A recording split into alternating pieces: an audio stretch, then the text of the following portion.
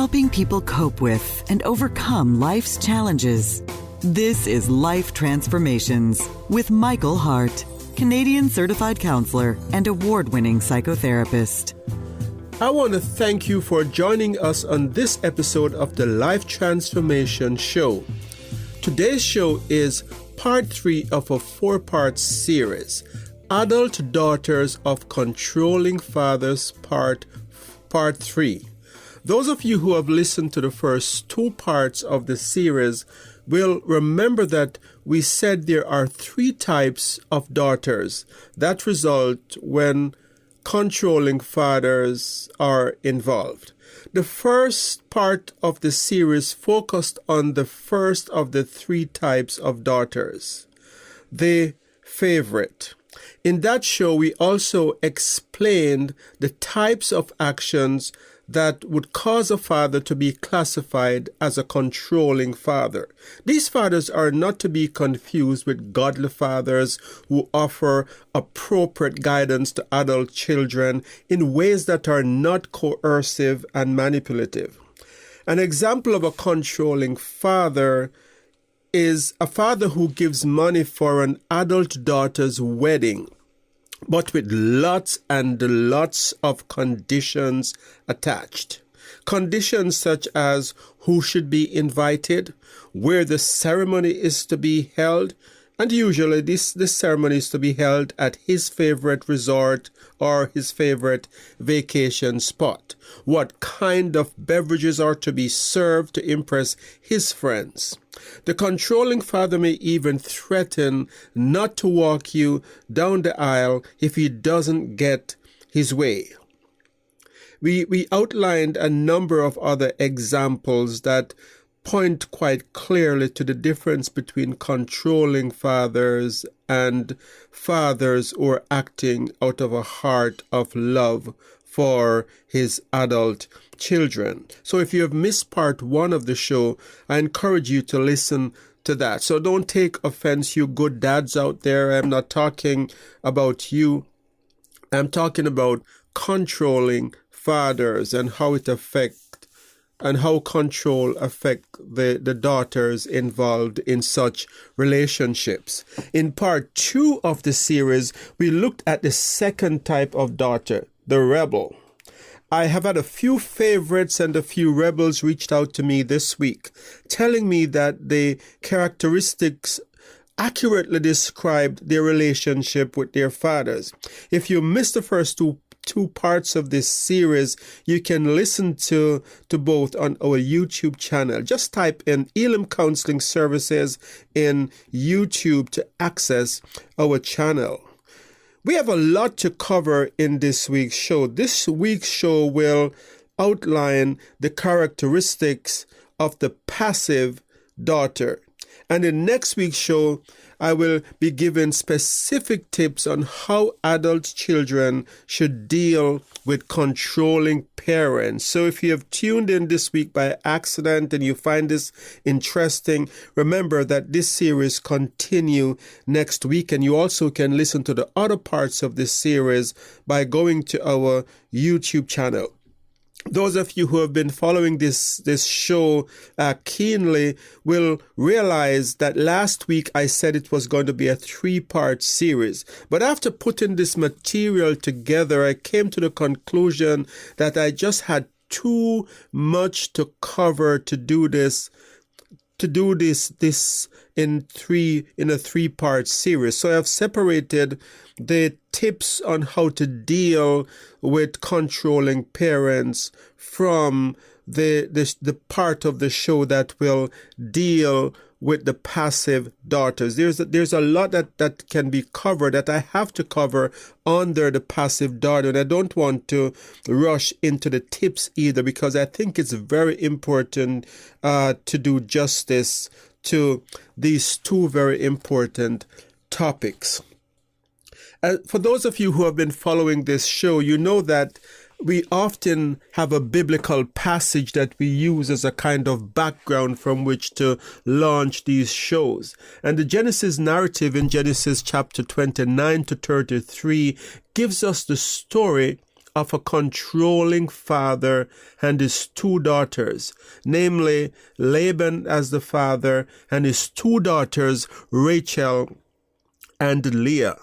We see the extreme control of Laban. Laban took over Rachel's wedding, an extreme form of control in which he actually took her out of the wedding and got her sister to replace her.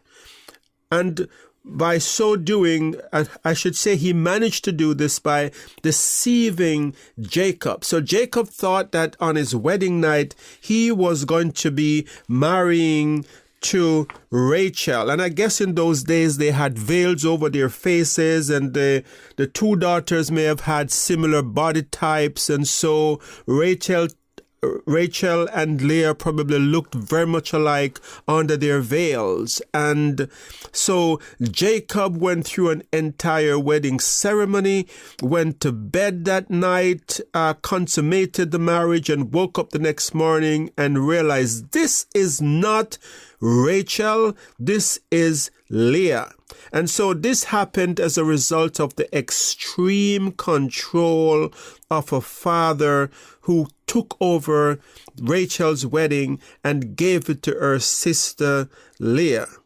So we later see other important aspects of Laban's personality that showed the extent of his control in the narrative, because we are told later on in chapter 33 of Genesis that both girls complained that he had taken control of their finances.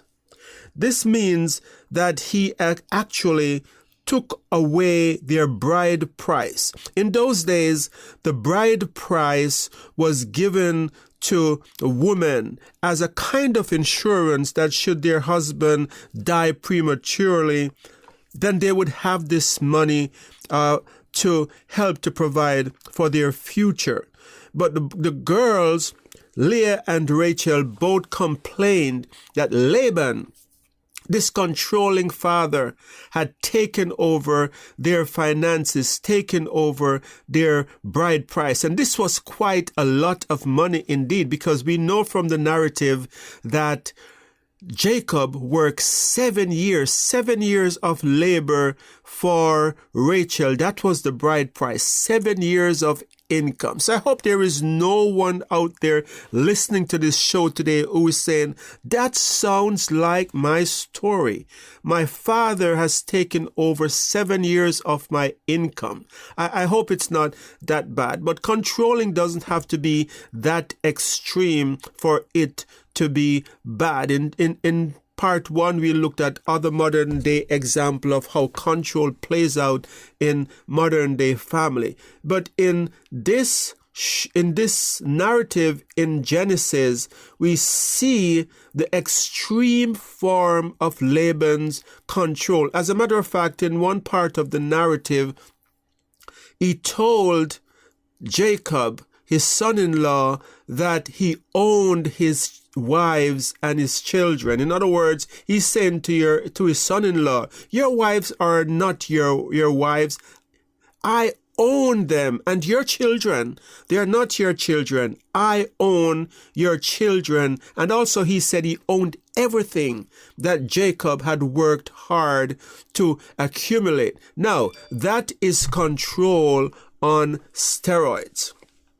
Before we go more into today's show, which we're going to be talking about the passive daughter, I want to remind listeners that we are a counseling organization that provides professional counseling from a Christian perspective. You can get in touch with us through our website, ElimCounsellingMinistry.com. Elim is spelled E-L-I-M, counseling with 2 L's, ministry.com. We also want to remind listeners that we count on your support to continue to provide subsidized counseling. You can literally change a life by donating to this ministry. We see miracles every day in our practice. So let me go now and talk about the characteristics of the passive daughter. the passive daughter internalizes her emotions. We see that the daughter who is the rebel, she expresses her emotions, she rebels against what the father is doing, she acts out, she expresses anger, and she acts in ways, sometimes ways that are not really functional or adaptive. They might be maladaptive or dysfunctional ways, but at least this rebel daughter is not internalizing her emotions. She is expressing her emotions. In contrast, the passive daughter internalizes her emotions. And because of this internalization of emotions, she is prone to mental health issues and physical issues caused by stress. So, women who are passive daughters with a controlling father are prone to anxiety, they're prone to depression, and they're prone also to physical ailments that are often associated with stress and anxiety, such as stomach problems, irritable bowel syndrome, and other stomach issues that are often as a result of stress. And so this is because the emotions have been internalized. And if your emotions are not being expressed, they don't just vanish into thin air. They have to go somewhere. So they go into your body. They're absorbed into your body, and it leads to all kinds of issues. We also see that the internalization of anger that is not expressed. Now, let me say that anger is one of the most is the most misunderstood emotions. A lot of people look at anger as being a negative thing, and they will tell you as a Christian, you should never be angry regardless of what's happening to you. You should just say, thank you, Jesus, with a big smile on your face. And even if someone is insulting you, you should just be thankful and go to your bed praising God for that insult that you suffered earlier on in the day. And so let me say that is not what the Bible teaches about anger. Jesus expressed anger, and Jesus was without sin. So anger should not be associated or be said to be the same as sinfulness. Unexpressed anger leads to resentment and bitterness. And so the passive daughter will develop resentment and bitterness because she has all of these emotions that she is suppressing. And as a result of this suppression of emotion, it doesn't mean that she not necessarily has warm, pleasant feelings towards the father. As I said before, she has resentment and bitterness building. And what I see in some of my cases that I deal with as a psychotherapist is that some of these daughters have a secret wish, a secret desire, wishing that their father could pass away prematurely so that they don't have to continue suffering the way that they're suffering. So they know that what they're going through is onerous, is burdensome, but they don't have the assertiveness to do anything about it. So this kind of a death wish is not necessarily malicious or they have murderous intent, but it's a cry for help. It's a way of saying, I want to be relieved of this burden that I am carrying, and the death of my father might be a way out of this. I know this sounds very callous and very grave, but the situation that some of these women find themselves in is very, very heavy to carry emotionally. One person explained this to me as feeling as if she's trapped in a kind of prison where she has no control. Michael will be right back.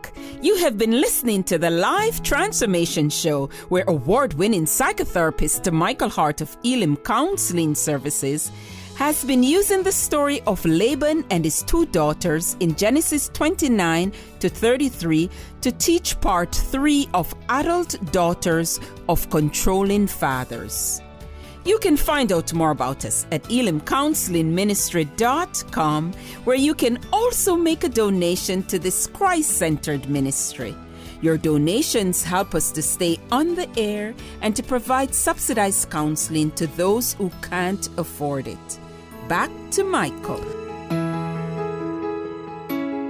Another characteristic of the passive daughter is that she tends to attract dominant, controlling men. And she can become stuck in abusive relationships.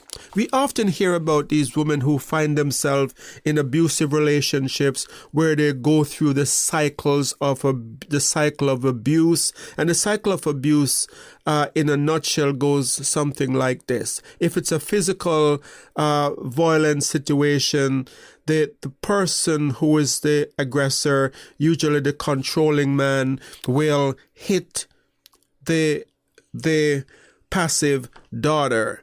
And then after a few days of rage or hours of rage, he calms down and he says, "I'm so sorry that I did this. I will never do it again."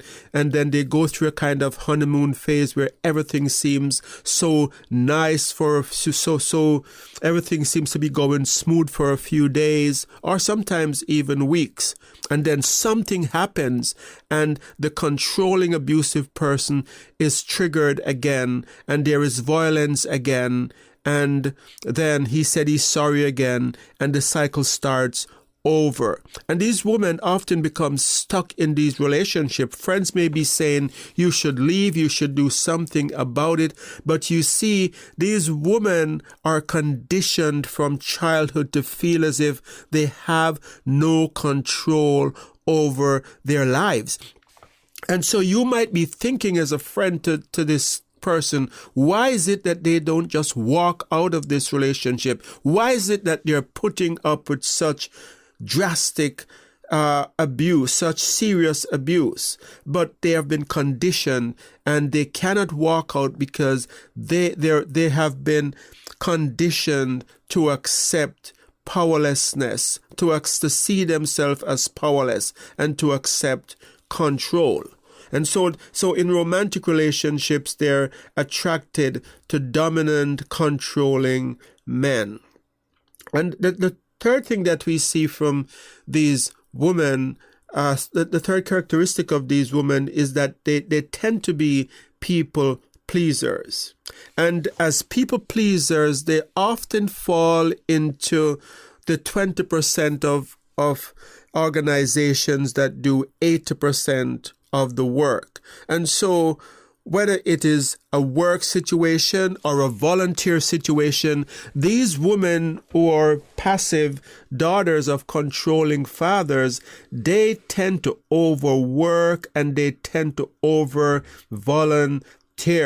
And so they work themselves sometimes to sickness. And we talk about the stomach issues and the stress issues that they have because they're internalizing emotions. Some of that internalization of emotions come from the frustration in the workplace. They say yes to tasks that they really cannot manage to do. They're overwhelmed. They already have too much to do, and they're saying yes if someone asks them to do something else. And so they keep piling more and more tasks onto their list, and they're overwhelmed. They're taking home work. They're working sometimes throughout the night into the next morning because they want so much to please their boss. And why is it that they're doing this? Why is it that they're working themselves and they're so keen on pleasing others? You see, they're doing this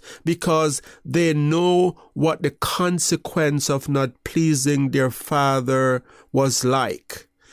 Controlling fathers who who have these daughters who are passive, they punish them often by withdrawing their love from them. So they will not talk to them for weeks. And the example I gave earlier, even threatening not to walk them down the aisle at their wedding. So there are serious consequences in that have happened to these women growing up in such a household where they have been punished by the withdrawal of the father's love, and they don't know unconditional love. And so in organizations, they tend to feel to be triggered by the thought of not pleasing someone, and so they keep adding more and more to their list.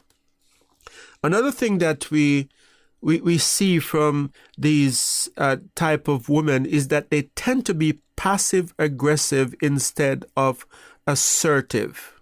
And so these women may not speak out and say, I don't like what you're doing to me, or when you treat me like that, it makes me feel hurt and I will just not put up with that kind of a behavior. They will not do that. But they might do passive aggressive things, such as, saying that they would turn up for a date, they will go on a vacation, for example, with their spouse, and at the last minute just say that they're sick. But they're not really sick. They just do not want to go on that vacation. But they don't have the assertiveness to say, I cannot see myself going to resort with you the way you have been treating me. And so the faking of being sick is a way of getting out of it. And that's passive aggressive. And so this may hurt their partner. It is intended as a kind of punishment, but it is actually also a result of their lack of assertiveness to speak up about what they're feeling. We see an example of this passive aggressiveness in the story of Laban that we talked about at the beginning of the show, because Rachel, the youngest daughter whose wedding was hijacked by Laban, when she was fleeing from her father to go to Jacob, her husband's country, one of the things that we are told that she did is that she stole her father's idols, his religious gods, the precious things that he worshipped and kept as a part of his religious ritual. We are told that Rachel stole those gods from her father in fleeing. Could this be her way of expressing anger? Could this be a way of saying, I am going to get back at him for the things that he have done to me? He has stolen my wedding. Now I am going to steal his gods, which symbolize his blessings, as a way of making it even with him. So that's a kind of passive aggressiveness that we see in these women. But women who are passive aggressive also struggle with decision making.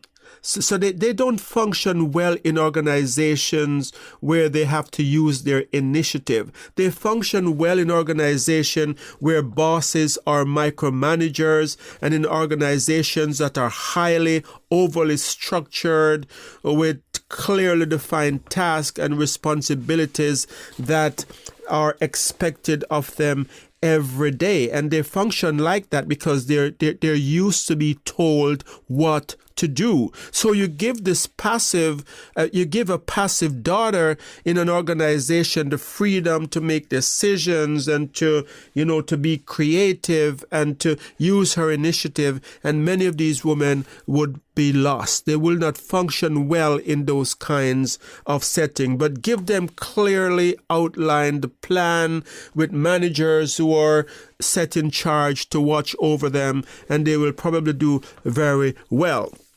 And the next point is that these women are often the subject of workplace bullying.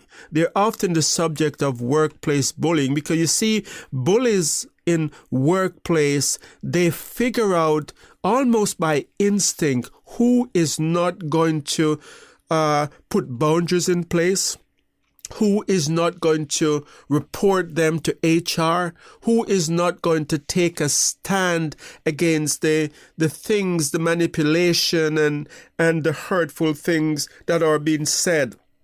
And so the passivity attracts people who are bullies in organization, and these women find themselves being bullied, and they're usually bullied from earlier on in life because of their passivity in the home. They often end up being bullied at school as well, and this bullying carries over into the workplace as well. And these women don't have the assertiveness to go to HR or to put a stop to what is happening in the workplace. And so also we see that when these women become parents, when they have children, they tend to be permissive parents. They tend to be the type of parents who give the children free rein as to what they do, where they go, and they do not have the assertiveness usually to put boundaries in place. And this is part of the offshoot of being controlled all their lives by a controlling father. And especially in the household, if there is a strong-willed child, the parent, the passive parent, will often feel as if they are being bullied by this strong-willed child, and they will have no clue as to how to deal with that strong-willed child, and they will get into conflict with this child where there's a lot of yelling and shouting, often because this strong-willed child is triggering the feelings that they had with the controlling father. And so controlling fathers have serious effects on their daughters. And today's show we have looked at the passive daughter and how it affects her. But let us look also at the effect that this have on children in the household. Passive daughters often raise children, one or more child in the household, that will become angry children. You see, the anger has to come out somewhere. And if these, especially boys, see their mothers being abused and ill-treated and not speaking up, they will take on the anger. And so we see in Jacob's home that his sons actually became angry men. We read in Genesis chapter 34 how two of his sons actually overreacted to their sister being raped and killed an entire village of people, of men in an entire village because of the rape. So it's as if these boys are saying, I cannot take one more hint of being controlled or manipulated the way I saw my mother being controlled and manipulated, and they overreacted. So the social justice system is filled with boys who saw their mothers being mistreated. And so we have quickly come to the end of today's show. I want to remind you that next week we'll have part 4 of the series, where we'll give tips for how to deal with controlling parents. So stay tuned and remember to join us next week.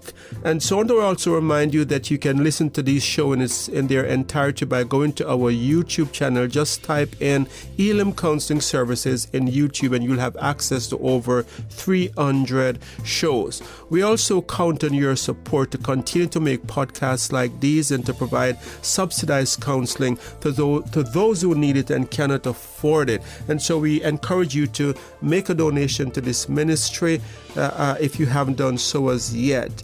And so until next time, this is your host Michael Hart of Elim Counselling Services, praying that God would bless you in all your relationships and to keep you sound in mind and pure in heart.